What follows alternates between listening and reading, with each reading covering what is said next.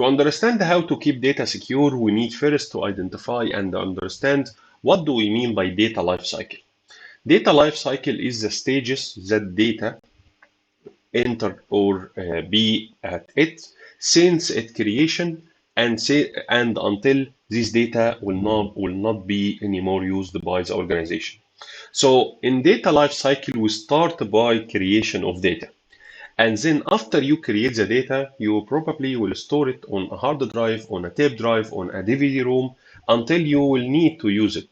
So you can store the data on hard drive, on a system, on a database, and then you will come to a certain situation that you will need to use this data. You can use this data by navigating in the application, so you will use this data. This data could include, for example, credit card numbers or sensitive data about customers. So are you entitled or are you authorized to see this data in clear text format or not? So during data at use, this is another state for the data. And during data in use, anyone who deals with the system that stores this data will be able to see this data in a clear text format, for example. After then you move to data sharing, and data sharing means that you will share this kind of data, whether it was a document, file, video, image, to another one. So you may share this data over the network. So how could you protect the data that you are sharing over a network or over the internet, for example? And after then, and once the data is no more used by your business, but due to legal requirement, some of the policy requirements, you will need to retain the data for a specific period. During this period, you are not actually using this data, but you are retaining it for legal purpose. For example, you are capturing CCTV records or let's say video surveillance systems that record entry and exit for your building. You do not need the records of the last year, for example, but for legal purposes, you are required to retain this type of logs or this type of records for additional 1 year. So in this case, you may archive this data. So you need also to ensure that although this data is not important or no more needed by your organization, but you need to retain it for a legal purpose, you need to ensure you subject this data to adequate level of protection. And this adequate level of protection will ensure its confidentiality during the archiving stage. And once the data is no more used at all and you need to destroy it, you need to do kind of secure disposal for this data. Such, for example, if you want to make or destroy a document, you cannot simply cut this document or tear this document to pieces. You should use a document shredder device. And the difference between human tearing for a document or human destruction for a document and the shredder is that paper shredder, for example, is destroying the paper data in a way that cannot be restored after being destroyed by the paper shredder. Okay? So during data creation, you need to properly classify the data. So any new hire, any new employee that joins the organization should be subject to security training or security awareness training. In this security awareness training, we specify, or in other words, we notify this new user that if you are the one who is creating the data, you are creating a new record for a new customer. Usually, the data that customer gives to you in order to be onboarded to our service, this data is sensitive by its nature. So this data need to be properly handled and properly classified, because based on your classification while you are creating the data, the measures or the controls required to store, use, share the data will be affected by the classification level. When I classify something as a confidential, if anybody after them saw this type of data and saw the label that states that this data is a confidential data, then it will be treated by this level of protection. Okay, so during data creation, it is important to classify the created data from the first place with a proper level. When we store the data on a hard drive, this state of data is called data at rest. So data at rest refer to any data that are simply stored on something static, such as hard drive, DVD, tape drive, which is used for long-term backup or long-term data retention. And don't worry if you don't know what is a tape backup. I will show you what it is. So for data in store, we use encryption, and we use encryption to ensure that the data that stored are kept confidential. Nobody but the one who have the key for decrypting the data will be able to read this data in a clear text.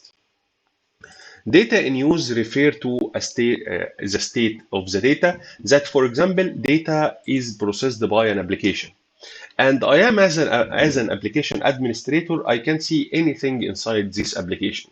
But if this data includes sensitive data such as credit card numbers, for example, I can apply a level of protection that do a kind of masking for this data while it is being processed by the database or the application. So even the application administrator will not be able to know for sure what does this data mean. So data in use is simply, or one of the examples of data in use. Consider that you are like a credit card provider, and whenever the customer is using the credit card, he will receive a message that your card that has the following number has charged with amount of 10 US dollar, for example. If the telecom provider intercepted this message, if there is someone who was malicious or insider threat inside the telecom provider and would be able to read all SMS messages that are sent from the bank to the customer, he would be able to read the full 16 digit of the credit card number. Is that correct?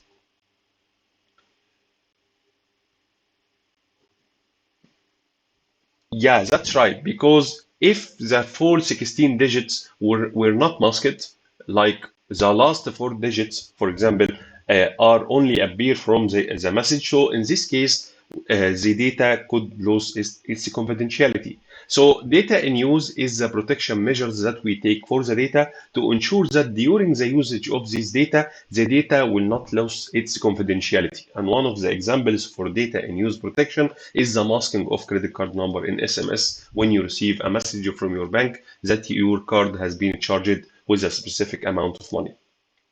Okay?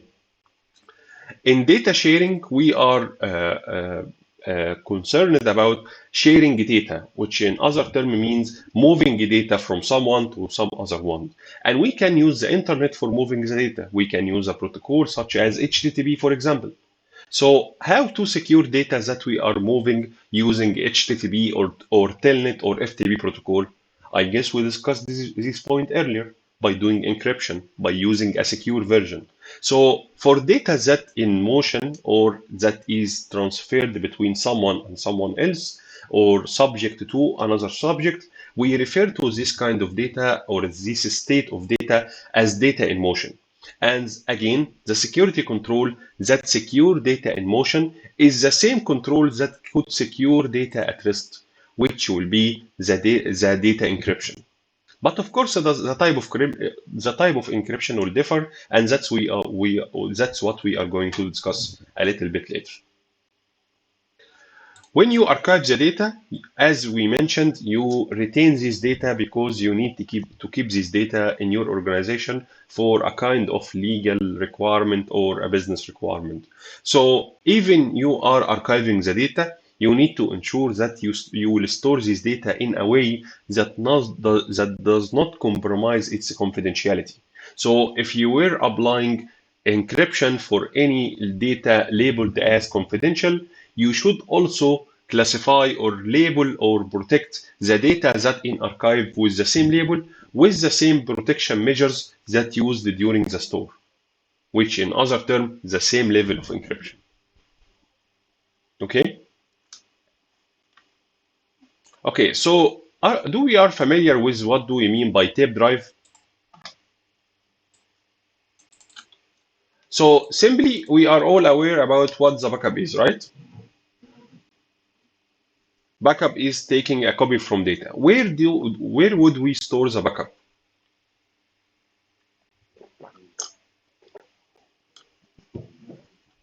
Yeah, and that can be. Okay, and what is the type of this external drive? It is SSD or hard drive, which is solid state drive or hard disk drive? Is it something in this form or in this form? Something like this example or something like this, for example?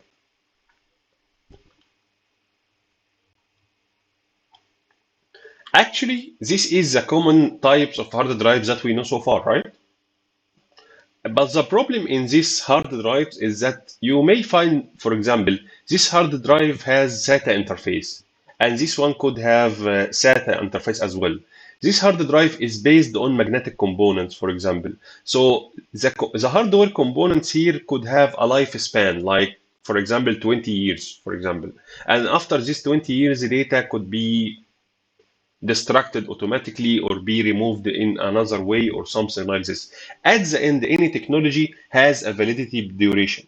If we talk a backup right now and we wanted to restore this backup after 20 years, for example, we may not find an interface or a device that supports this type of interface that can copy data from SATA interface. I can give you an example. In the past 10 years ago, we have ID interface in hard drive. It was like an interface that you plug to your computer to copy data from your hard drive to your own laptop. So this called the IDE interface. Can you see how it looks like? We don't now have this type of interfaces anymore.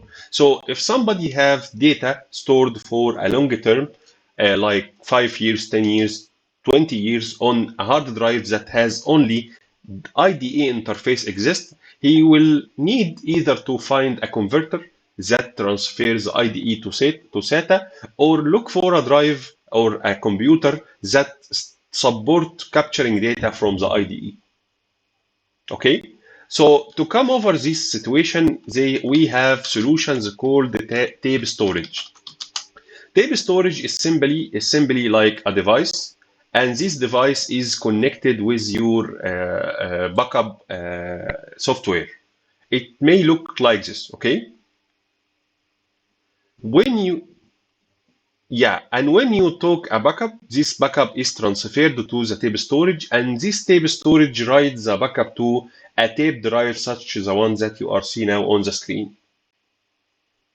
This tape drive is essentially similar to old video, a video, yeah, video cassette, right? Video cassette drive. Yeah, and this kind of media is like universal.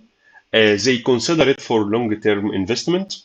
We know, but the most important thing regarding tape drive is that by the time the data included on the tape drive cannot be normally distracted by itself. You could restore it by the same quality as long as you keep this tape drive at a good location with a good level of humidity and heat and temperature. Okay? And the most important aspect as well from the tape drive perspective is the cost of tape drive when we compare the cost for gigabyte per US dollar. When you compare, for example, the cost of tape drive, you may find the tape drive cost like 15 US dollar. For a tape drive, I'm just giving you like an example in cost. I don't know the cost for sure, but maybe you get like in exchange of 15 US dollar, you may get a tape drive that support like 5 terabyte of data. While in order to get the same size of data using either solid state drive or hard drive, you may be like 100 US dollar or maybe more than 100 US dollar. So tape drive is also economic in terms of what is the cost of the tape or what is the cost per gigabyte or per terabyte in compare with other traditional drive methods. Okay. So when you store data on tape drive, you need to ensure that this data is also protected, encrypted, stored in an offsite place that is protected and secured in a good way. And the tape drive provide you the facility, as you mentioned earlier, to take this backup away and store it as an offsite facility. And any business should have this kind of backup media available already. So whenever the data reach its end of life cycle, we do not need the data anymore. We should do secure disposal to this data. And secure disposals mean we destroy the data in a way that cannot be restored after being destroyed. So as you can see here, this is the different stages or different states of data across its life cycle. Why in the understanding these stages is important? Because do you remember when I was discussing the different components of the system, front end, back end, and host the system, and I was telling you that we as a security people will be concerned about securing the system in all or securing the system in securing all of these system components. That is the same in data lifecycle. I need to understand what is the different stages in data lifecycle and how to secure the data in each one of these stages and never miss any part of it. So another concept that we have is triple E, and I believe this is like a slide that placed here by mistake. So let's avoid this one for now because we will have a time to talk about triple E. But here, as we understood, most of the data states, such as data at rest and data in use, uh, and even data in motion, we use encryption. And the answer will be encryption. We encrypt the data. But what could be the difference between storing data or encrypting data that are stored on a hard drive and encrypting the data that should be sent to other one? To be more specific in my question, we mentioned that we have two states for data. One is called the data at rest, and one is called the data at motion, right? What is the difference between data at rest and data in motion?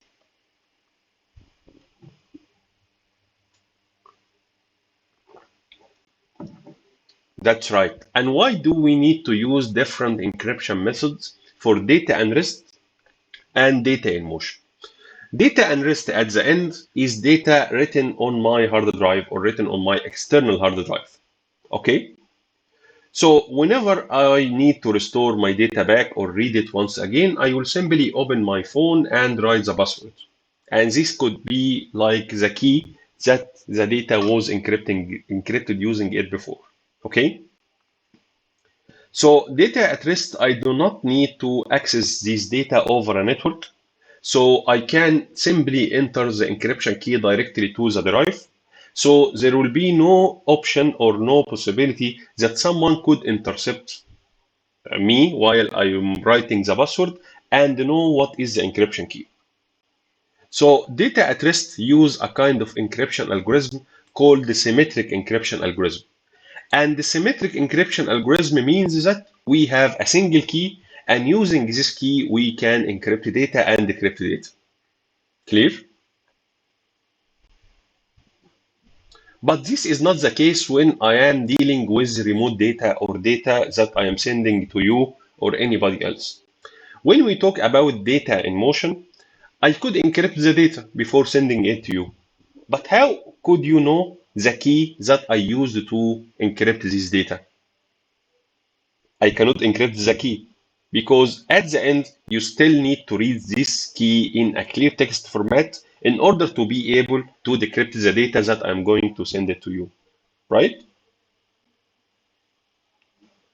Yeah, that's why in data in motion we use a different kind of encryption that is called asymmetric encryption. And in asymmetric encryption we use two keys instead of one.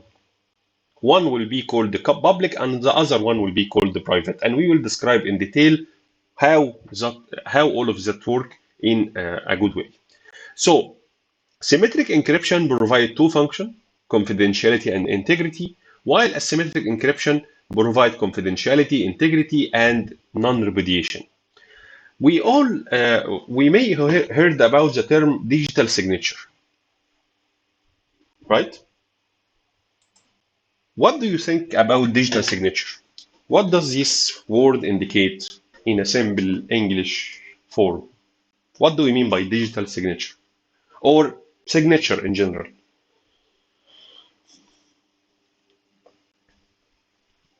That's right. That's right. In a human signature or physical signature, it is a proof that person did something or signed a specific document. In digital signature, we got a proof that you sent this data.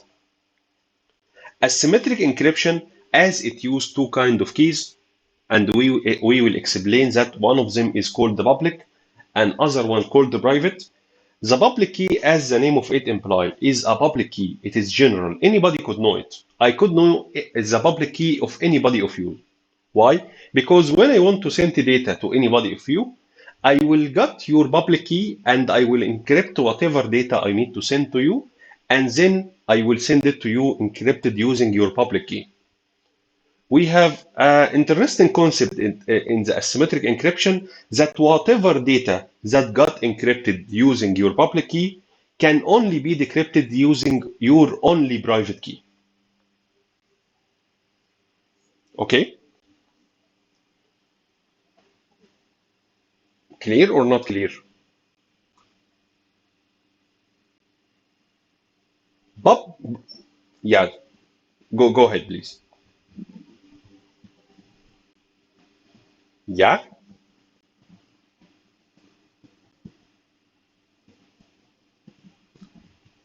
that's right. In asymmetric encryption, if we are all participating in the same network, every one of us will declare its own public key to make anybody know what is the public key of myself. What is encrypted by my public key? If anybody took this public key and encrypted anything, this data will never be decrypted, but only with my private key, the device who owns the public key, which data got encrypted with. Let me give you an interesting example. We are all familiar with this, let's say, with this icon, right? What does this icon means? Yeah, and what is the element that make this icon appear? It is called digital certificate, owned by Google. What is the goal of digital certificate? To prove that I am Google, right? In fact, we also have another purpose for digital certificate.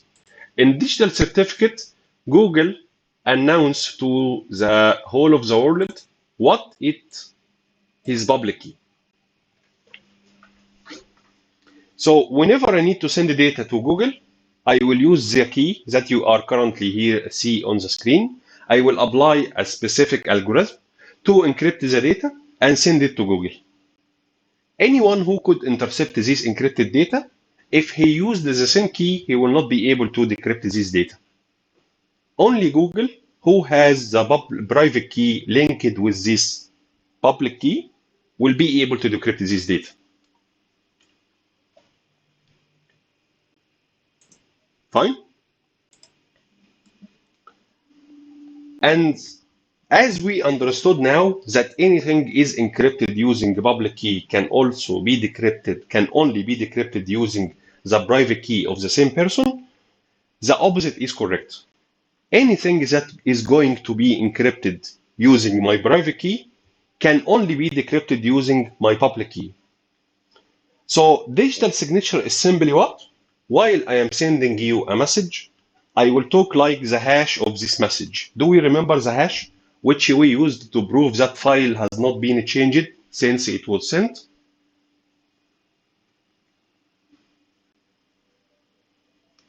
Do we remember it?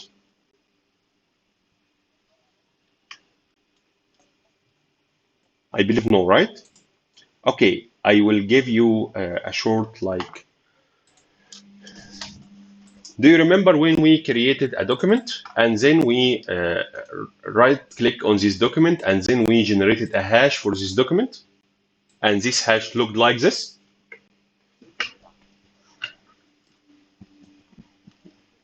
Yeah. What? Yeah, that's right. When I send the data to you and you need to gain assurance that this data was not tampered since it left my device until it reached your device. Assuming someone was able to decrypt the traffic. It is very unlikely situation, but it could happen by the time, of course. So you need to ensure that nobody tampered with the data. So while I am sending you a specific image or a specific file, I also create hash of this file. Fine? And then I will encrypt this hash using my private key, the private key of the sender. As we can recall what I said from few minutes ago, what could be encrypted using public key could only be decrypted using what? Private key. And what could be encrypted using private key can only be decrypted using the public key of the same one. So both are working to each others. So when you receive the data from me, you will decrypt the data that was encrypted using your public key, using your own private key, right? And you will get the data. The second is, okay, yeah.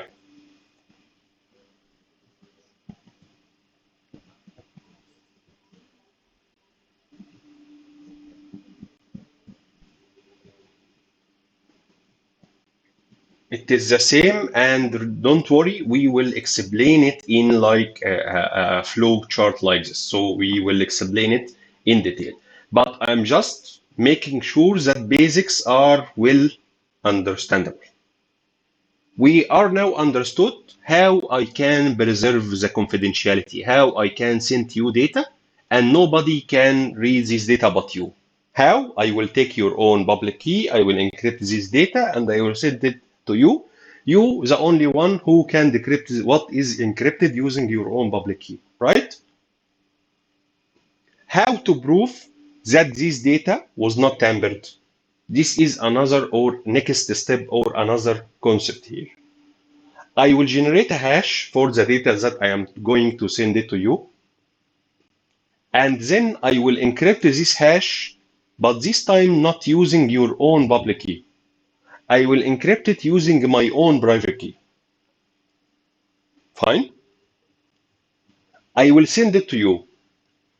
When you will be going to decrypt it, you will not use your own private key. You will use my or the sender public key, because we agreed that public can decrypt the private and opposite. So if the decryption works, that could be an assurance that this data has been encrypted using the sender private key, which is only known and can be used by the sender himself. And that could provide assurance that the one who sent the data is really the one who claimed to be.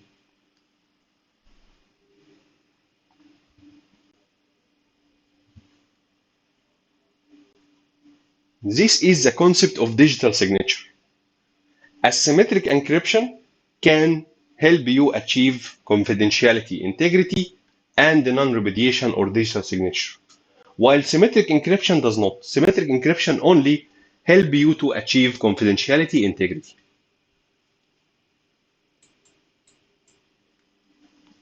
Somehow clear or not?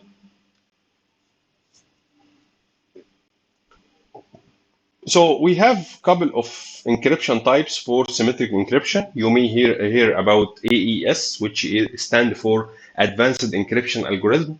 If you are using Microsoft BitLocker, Microsoft BitLocker is using Advanced Encryption Algorithm.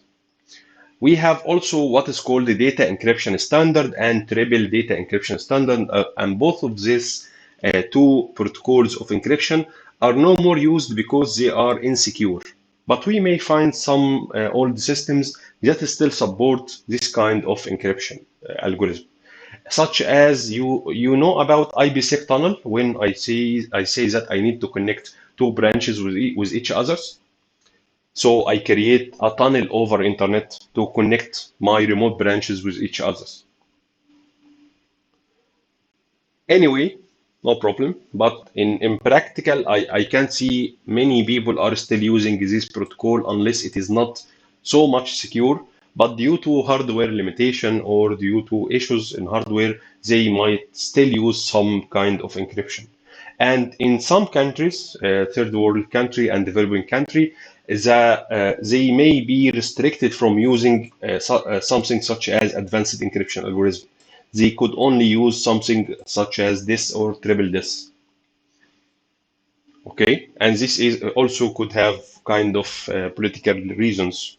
For example, the government has its own controls that can decrypt this kind of decryption methods, so it can read the data that is being transferred between parties inside this country. But if it allowed them to use this kind of encryption, it will be hard to break it. Okay. For the asymmetric encryption, we could have RSA, الجمال, elliptic curve. All of these are kind of asymmetric encryption algorithm. So let's see here how symmetric encryption works. Symmetric encryption, as we mentioned, we have two parties, or in fact, I'm not here discussing what is symmetric encryption, but I am giving you overview about what do we need as symmetric encryption. So here is a slide is titled with the challenge of symmetric key. So we have first clients that need to send the data to a website such as Google. So he will get the plain text of data and he will get his own cipher key or the encryption key. And then he will encrypt this data using the cipher key. So he will generate something called a cipher text. In other words, encrypted text. He will send this data to the destination, but the destination, when it will receive the data, it will receive encrypted text. And as it will try to decrypt, but there is no key, then the decryption will be failed. So the customer or the client should send the key over the network, and he should send the key in clear text form, which could make this data subject to be intercepted and captured using Wireshark. I believe yesterday we discussed what is the Wireshark as a packet sniffer, and we said Wireshark could be able to intercept the traffic that's sent between someone and someone else. Okay? Of course, somebody of you could tell me we could send the key over HTTPS, right? But at the end, HTTPS is relying on asymmetric encryption, because in order to create HTTPS tunnel or HTTPS connection, which will be end-to-end encrypted, we need at the establishment of the HTTPS tunnel or session to negotiate on a key. So at the end, HTTPS will require the asymmetric encryption as well. So there will be no option but sending a key over a network in a clear text form, which could ruin the security of this key, because the asymmetric key can be captured by something such as Wireshark. So anybody could be able to decrypt this traffic. Do we able to understand what is the challenge of using a symmetric key in moving the data between device to other device over the network now?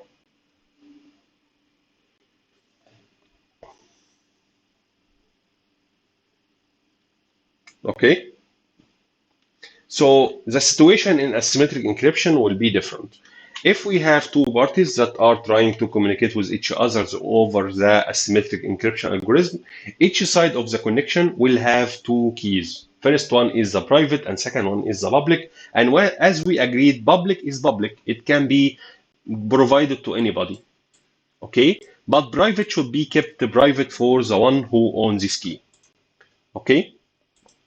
How this communication of private key happens in reality, we remember the concept of ARP, the concept of when somebody try to talk to somebody, we need first to create the application, the presentation, the transport layer, the network layer, all of this work. But instead of sending data in the first message, we are telling the other side what is the accepted encryption algorithm that we could work with. So if the other side agreed to work with the same encryption algorithm, we will share the public key of each other with each side of the connection. And then we will use this public key to encrypt the data further on. Okay?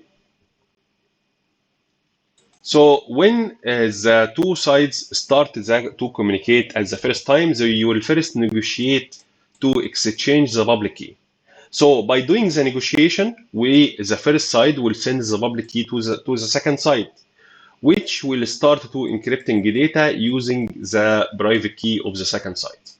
We will generate the ciphertext, and then we will send the ciphertext to the other side, which will use its own private key, and then this private key will be used to decrypt the data, and by doing so, the connection will work and we will preserve the confidentiality. Okay?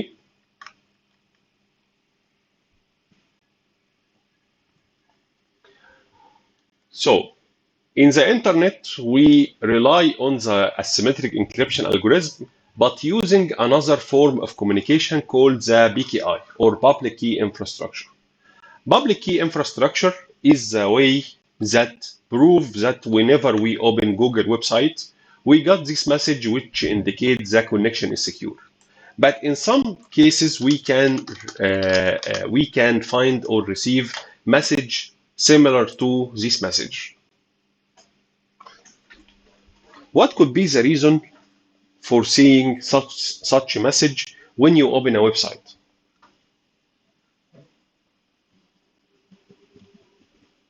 Okay, maybe the encryption used by this website is a good and very high encryption that you use on day-to-day activity. So it is not related to missing encryption or weak encryption.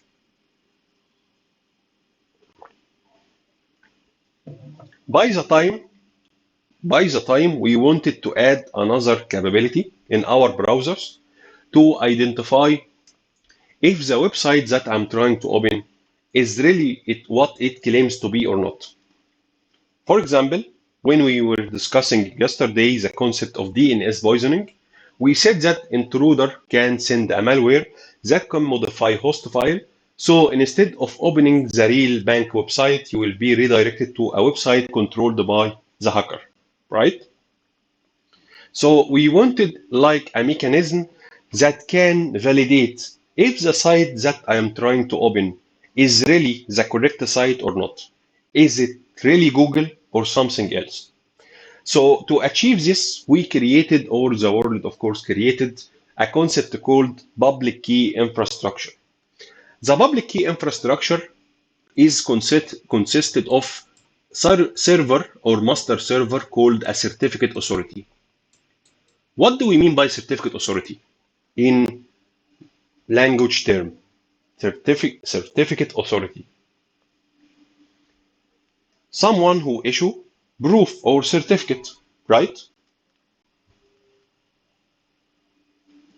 So we have a lot of certificate authority across the globe that are trusted.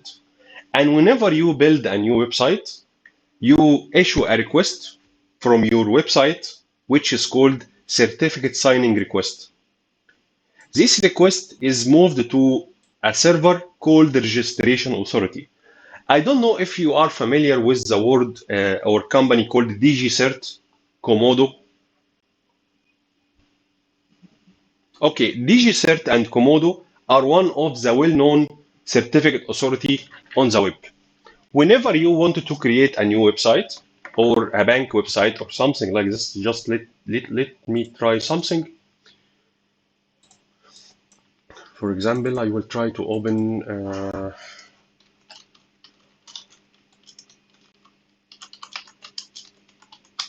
for example, I will try to open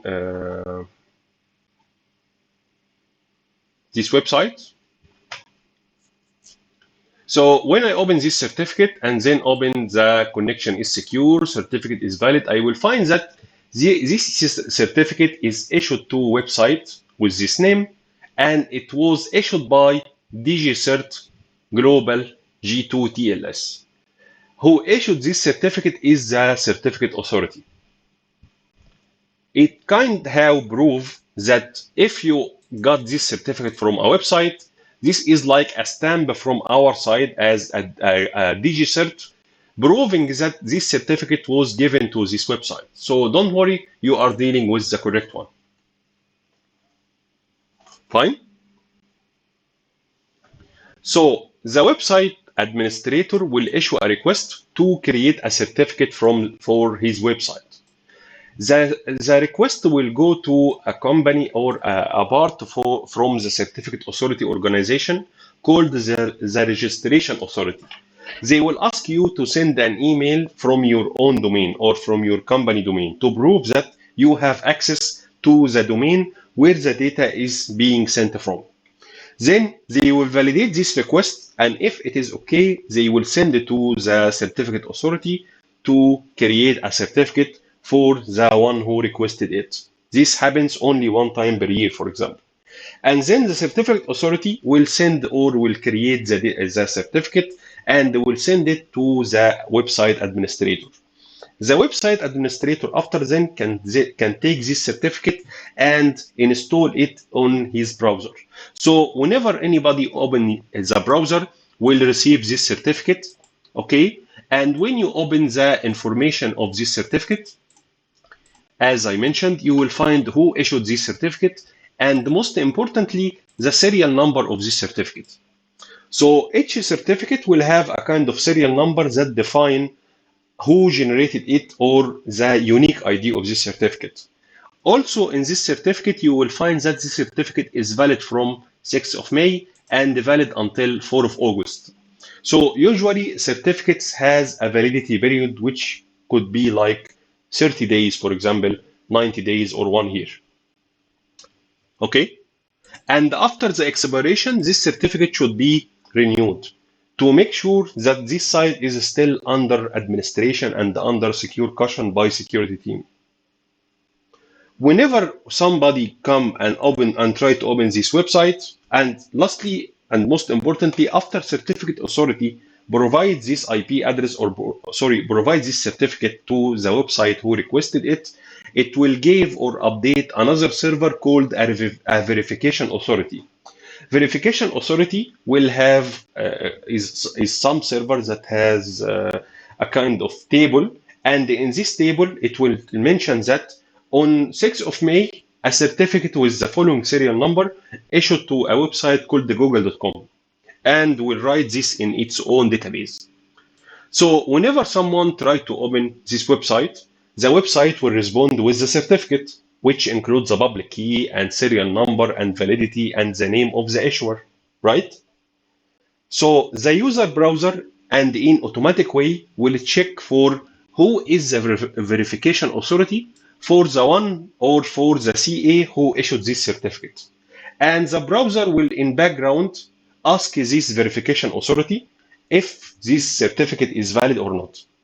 If the verification authority proved that this certification is valid, the customer will accept this certificate and you will not see the error message that we just mentioned on the browser, which we call invalid certificate.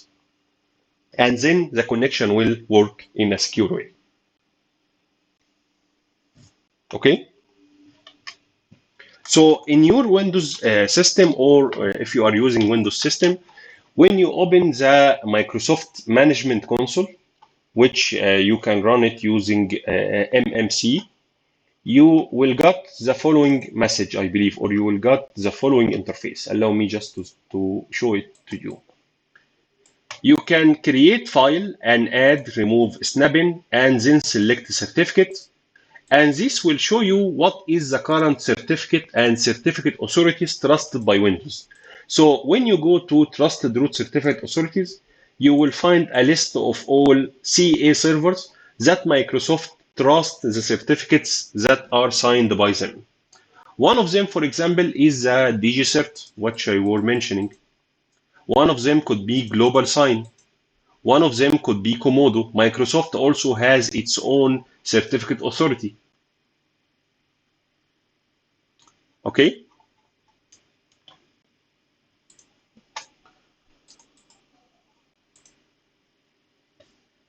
So we have many applications for encryption, but as I mentioned, application encryption can be used to secure data and rest and secure data in motion as well. So we have a lot of usage and a lot of applications for encryption. For example, we can use the symmetric encryption, or in fact, it is used in the concept of BitLocker. we rely on advanced encryption standard. Some backup solutions also offer encryption mechanism to ensure data stored on tape drives are restored and secured. We also had a protocol called IPsec, and IPsec is an encryption protocol that is combined from symmetric and asymmetric algorithm together. It works in a special way that in the beginning of the communication, we use asymmetric encryption to exchange the key. And using this key, we encrypt the symmetric key. And across all of the session, we will use the symmetric key across all of this session. Okay, this might looks like complicated, right? Okay, to make you understand what I'm trying to discuss here. Look, the total length of symmetric encryption key could be 128. Fine. The least length of the asymmetric encryption key could reach 2048. From your perspective, which one of these key lengths could have a huge impact on the processing power of the device which makes the decryption and encryption? Yeah, the asymmetric encryption, in fact, consume a lot of resources to make it work, because we use high or a very tall key to encrypt and decrypt the data. Fine? So that's why in some situations we got a combination between asymmetric and symmetric encryption, which means for data in motion, we will use the public key and private key only for the first time to send the data, and this data would be the encryption key that me and you will use across the rest of the session. You got it?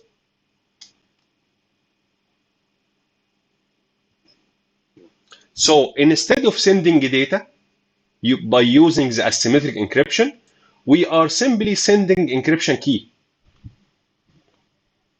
But this time, this encryption key, if it got intercepted by Wireshark, it will not be able to be cracked. And this encryption key will be used to encrypt all the next traffic across this encrypted session, instead of every time sharing private key and sharing public key and go in this way. That could help us to save what? To save the resources on our devices, because we used the asymmetric encryption to exchange the symmetric key only in the beginning of the session. We kept the security of the key. And after then, across the session, we will be encrypting our traffic using the key of 128 only. And this key cannot be cracked because we transferred it or we shared it together in a secure way. Make sense to you? So IPsec is one of the protocols that can utilize the asymmetric and symmetric in the ways that I mentioned right now. We start first in building our tunnel based in asymmetric encryption, and then we use symmetric key to encrypt the rest of data. And I believe I mentioned that we have some sort of secure protocols that add a higher level or additional layer of encrypting the data.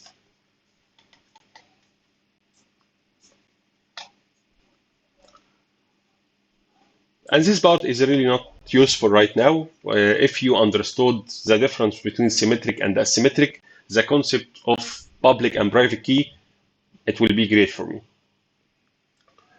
We have another type of ways that we could preserve the confidentiality of data, but this type could be used with malicious intentions, which is called the stenography.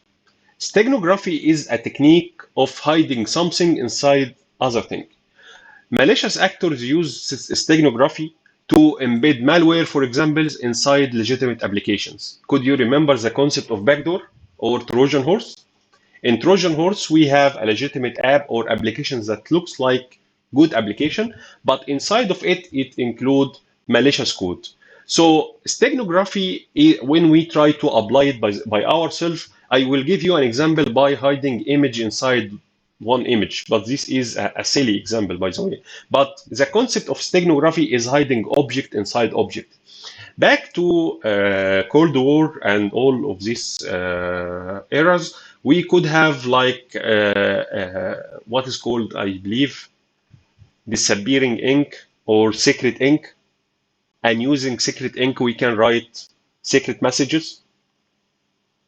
Yeah, so secret ink is a kind of stenography. It also complements the concept of covert channel. Covert channel is the term in security that means we can use a connection that looks like legitimate, and on this connection we can inject our malicious code. One of the examples of covert channel, we have a protocol called DNS, or domain name service. Can anybody of you give me like an example for, or what is the DNS in reality? I know we asked about it before, but I'm trying to keep you engaged.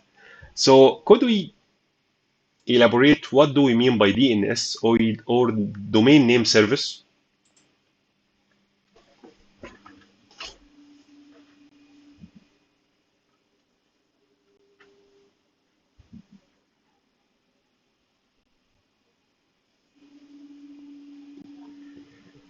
That's right. When I try to open google.com, I do not know what is the IP address of google.com. So I ask a server called the DNS, and this server, I will ask him that, do you know where is or who has or who is google.com? He will respond by google.com is IP address 12345. We can test the DNS resolving to understand in reality how does it work by a command in our CMD called nslookup. When you write the command nslookup, and then you write the website of any or name of any website, you will go and ask your DNS server, and your DNS server will respond with the name. I believe I have an issue here in my DNS, so I will try to modify it or make it fixed. So I believe the settings is in my Wi-Fi.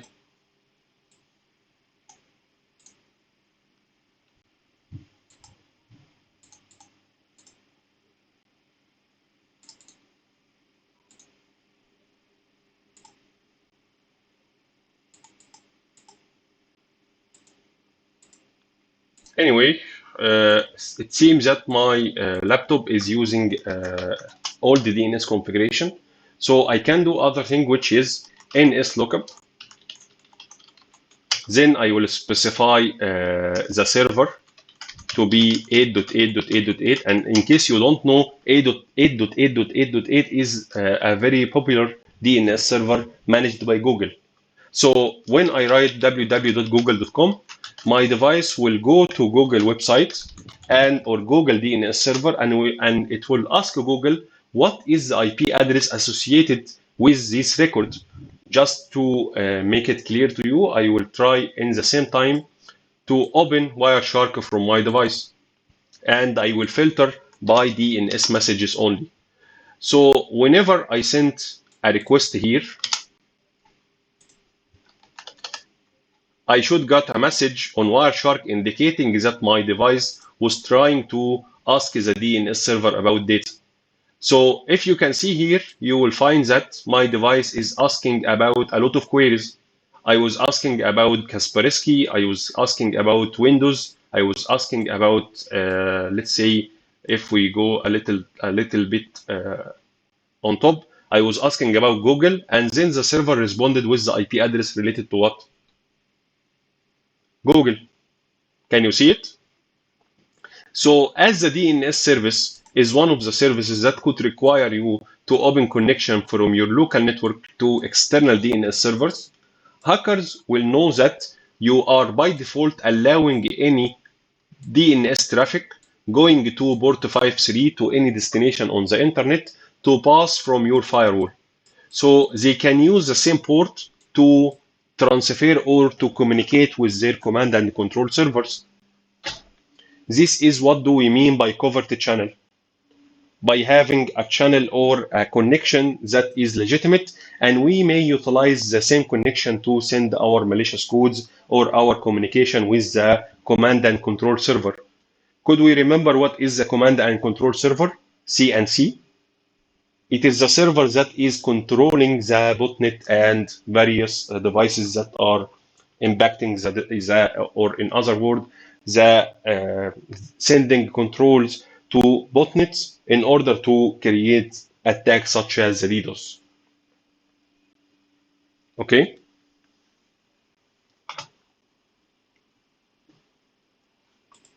So this was just like an explanation about what is stenography is, and just to see in reality how stenography works, I will just give you an example from our Kali Linux machine. So in our lab we have this Kali Linux machine, and I will use this Kali Linux machine to hide an image inside another image. So how that can be done? Let's see. So I need to go to the desktop directory.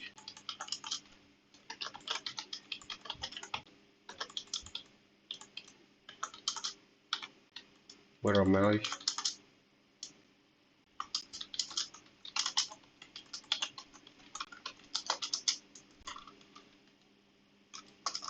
Yeah, the tool is fair. So this tool allows me to see images that I have on my device. Okay. So when I try to check what are the kind of images that I have on my desktop here, I have two images. I have image that is called the cover and the other one called secret. Can you see these two pictures? So the picture that is called the cover looks like this, while the picture that is called secret looks like this.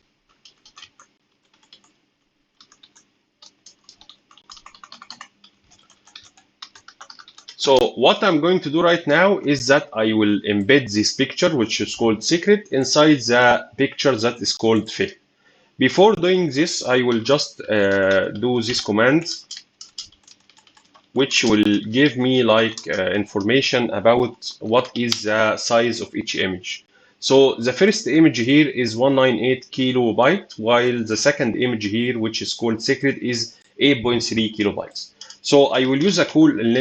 I will use a tool on Linux called stick height, and I will first do a kind of embed operation. And this embed operation will request to embed the file called secret.jpg inside the covert file that called cover.jpg. Then I will hit enter. It will ask me to enter a password, and without this password, I will not be able to restore this file back. So I will enter the password of 123. I re-enter it, and now the covert operation or embedding the first image has been done in the second image. When I check the size of the file, the size, it looks like the same, by the way. When I open the file, when I open fe cover.jpg, I will see the original cover image with no change. But in reality, in this image, the other secret image is already embedded. Where this image is, it could appear or pieces of it in the free or in very small bits inside this image. So it might be here, but we cannot see it because it is embedded in the binary data of the file itself. So in order to export the data, you can use the same tool, but this time I could extract it using the extract option, and then I will specify the cover file, which includes the data, and then I will specify what is the file that I need. I will export the data inside secret reveal file. So JPEG. I will hit enter, but I believe this command is not complete. I need to add F here. It will ask me to enter the passphrase, and then it will tell me that I already exported the file called secret reveal as you requested. So when we check the secret reveal file, it will look like this. So we embedded a file inside another file, which in this case, a secret file inside a file that is called the covert file, and after then we added a password, and then using this password and using the same tool, we was able to decrypt or export this file once again. So this is a concept of steganography, but again, steganography is not about hiding image. This is very funny example, but in reality, steganography can be used in using many techniques, such as checking what is the normal network connection or usual protocols that could be allowed through firewall, and use this protocol to transfer data or transfer malicious code. Hackers, by the way, are using a technique called DNS tunneling to allow them to deliver their malware to internal network, because they know that DNS is a service that could be opened and should be allowed from internal to outside network in order to do a kind of DNS resolving. Fine?